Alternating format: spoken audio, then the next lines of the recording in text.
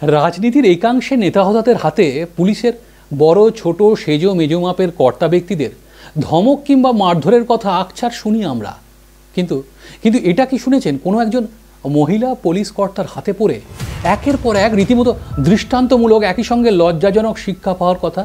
না, তাও যেসব নেতা নয় কিন্তু, যে সে নেতা নয় কিন্তু রীতিমতো একটা বা একাধিক রাজনৈতিক দলের প্রভাবশালী নেতা বলা ভালো আবার সেই মহিলা পুলিশ অফিসারের ভয়েই তটস্থ হয়ে রীতিমতো বাঘে গরুতে এক ঘাটে জল খাওয়ার মতন অবস্থা হয়েছিল রাজ্যের তাবড় দুষ্কৃতীদের।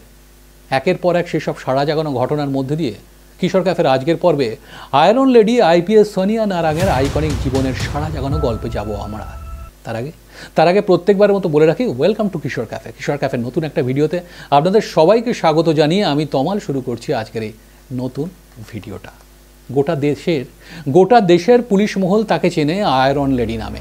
নাম সোনিয়া নারাং, চণ্ডীগড়ের মেয়ে, কিন্তু পুলিশের উর্দিতে চাকরি জীবন শুরু করেছিলেন কর্ণাটক থেকে।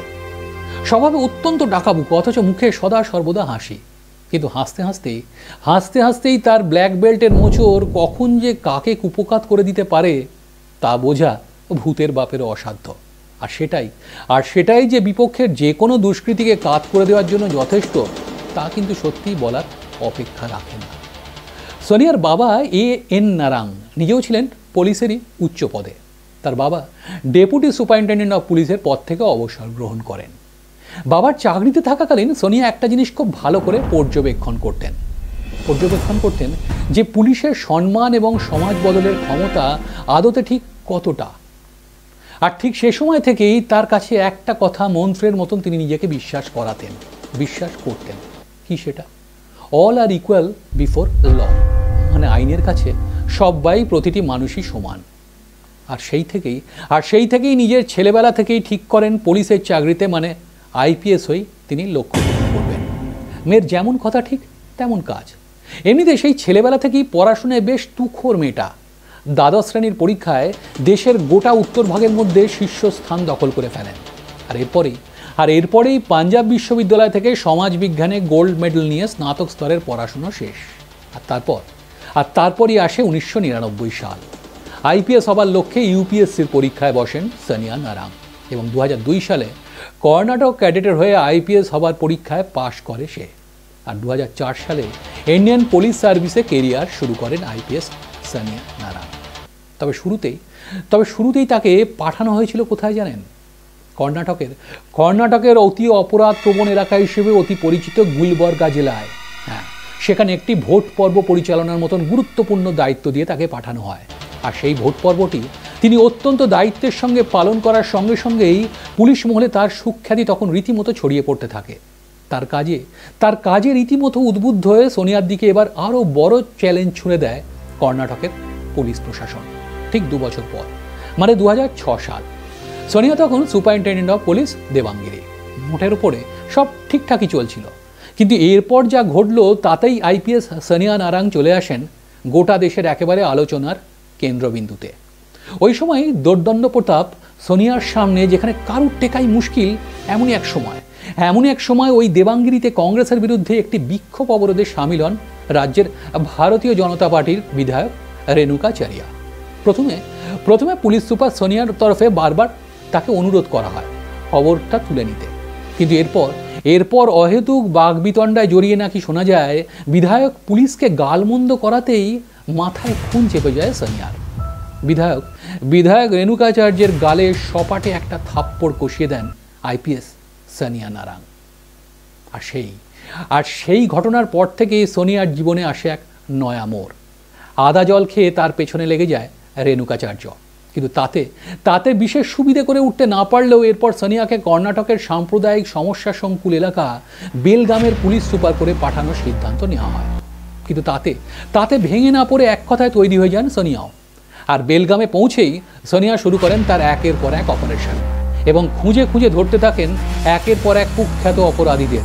তার ভয় সেই সময় রীতিমতো ঘরছাড়া হয় দুষ্কৃতীরা।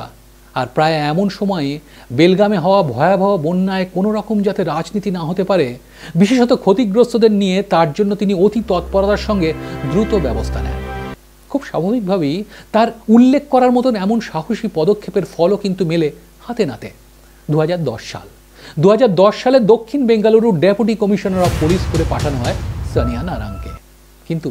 কিন্তু কথায় বলে, একবার কোনো রাজনৈতিক নেতৃত্বের গায়ে এতটুকু আঁচ লাগলে তার ফল অন্য কোনো নেতৃত্বের হাত ধরে যে আসবে না, সেটাই বা কে বলতে পারে। হয়তো এক্ষেত্রেও এমনটা হয়েছিল কিনা জানা নেই। তবে 2006 সালে বিজেপি রেণুকাচার্যকে থাপ্পড় মারার পর তাৎক্ষণিক সেরকম কোনো আফটার শক সানিয়ার জীবনে না এলো তার 7 বছর পর 2013 সালে। তখনও সানিয়া দক্ষিণ বেঙ্গালুরুর ডেপুটি পুলিশ কমিশনার, আর কর্ণাটকে তখন কংগ্রেসের সরকার। হঠাৎই মুখ্যমন্ত্রী কে সীতারামাইয়া সানিয়ার বিরুদ্ধে 16,000 কোটি টাকার খনি কেলেঙ্কারিতে জড়িত থাকার অভিযোগ করে বসেন। এবার সোনিয়া মুখ্যমন্ত্রীর অভিযোগের জবাব দেন প্রকাশ্যে। কিন্তু কেন প্রকাশ্যে দেন? সাধারণত এসব ক্ষেত্রে দেখা যায় উচ্চপদস্থ দুইজন মানুষের মধ্যে সমস্যা কিংবা অভিযোগ বা পাল্টা অভিযোগ থাকলে তারা তা ব্যক্তিগত স্তরেই মিটিয়ে নেন। কিন্তু সোনিয়া একেবারেই সে পথে হাঁটলেন না। তিনি বরং সরাসরি মুখ্যমন্ত্রীকে চ্যালেঞ্জ করে বসলেন এবং প্রকাশ্যে একটি বিবৃতি জারি করলেন এবং জানালেন, আমি খবরের কাগজ মারফত জানতে পেরেছি মুখ্যমন্ত্রী আমার বিরুদ্ধে একটি অভিযোগ এনেছেন। তবে এবার আমিও এটা জানাতে চাই যে তিনি যে খনি কেলেঙ্কারির দায় আমার উপরে চাপাতে চাইছেন তা সর্বৈব মিথ্যা। কারণ যে সমস্ত এলাকায় ওই সমস্ত ঘটনা ঘটেছে সেখানকার দায়িত্বে আমি কোনোদিনও ছিলাম না। তাহলে আমার নাম কোত্থেকে আসছে? এমনকি আমি খনি দপ্তরের দায়িত্বেও ছিলাম না। তাহলে কিসের ভিত্তিতে মন্ত্রী আমার বিরুদ্ধে এই অভিযোগ জানাচ্ছেন? আমি এই অভিযোগ সম্পূর্ণভাবে অস্বীকার করছি। কারণ আমি জানি আমি সৎ। তাই আমি এর উত্তর আইনি পথেই দেব। আর তারই একটা জবাবেই রীতিমতো বেকায়দায় পড়ে যান মুখ্যমন্ত্রী সীতারামাইয়া। তবে কথায় বলে, সততার কোনো বিজ্ঞাপন দরকার হয় না। নিজের কাছে নিজে যদি সত্যি ঠিক থাকা যায়, তবে তুমি লাখো প্রতিবন্ধকতার সামনে থাকলেও সত্যিকারের দুর্নীতি কিংবা অসতের মুখোশ খুলে দিতে দুবারও ভাববে না। এক্ষেত্রে হলো তাই। যে সময় সীতারামাইয়া সানিয়ার বিরুদ্ধে এমন অভিযোগ এনেছিলেন, ঠিক প্রায় এমন সময়ে দুর্নীতি দমনের জন্য তৈরি লোকায়ুক্ত অফিসের অন্দরেই চলা দুর্নীতির পর্দা ফাঁস করতে আসরে নামেন এবার খোদ সানিয়া নারাং। বলা ভালো, সানিয়ার দৌলতেই লোকায়ুক্ত দুর্নীতি সবার সামনে আসে। আর তার জেরেই এর দায়িত্বে থাকা বিচারপতি ওয়াই ভাস্কর রাও একদিকে যেমন পদত্যাগ করতে বাধ্য হন, একইভাবে গ্রেপ্তার হন তার পুত্র ওয়াই ওসিনো। জানা যায় আইপিএস সানিয়া নারাংয়ের অ্যাকশন আর অ্যাগ্রেশনের এহেন জোড়া থাবার ঝাঁঝ নাকি টের পেয়েছিলেন খোদ এই রাজ্যের ডাকসাইটে নেতা অনুব্রত মণ্ডল। নতুন দিল্লির রাউস এভিনিউ আদালতে তখন তিনি ইডি হেফাজতে।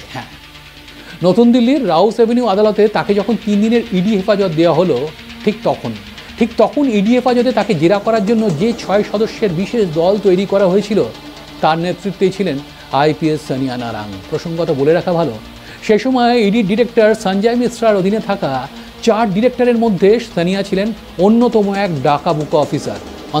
অন্তত তার সহকর্মীদের কাছে তিনি সেভাবেই সুপরিচিত।